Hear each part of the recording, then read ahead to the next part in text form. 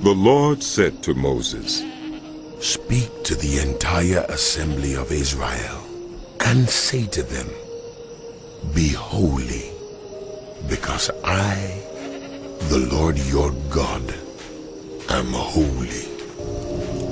Do not steal.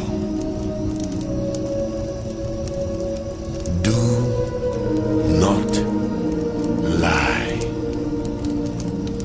Do not deceive one another.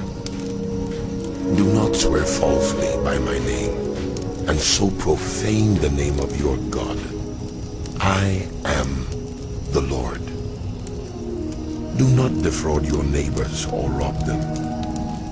Do not hold back the wages of a hired worker overnight. Do not curse the deaf or put a stumbling block in front of the blind, but fear your God. I am the Lord. Do not pervert justice. Do not show partiality to the poor or favoritism to the great, but judge your neighbor fairly. Do not go about spreading slander among your people. Do not do anything that endangers your neighbor's life.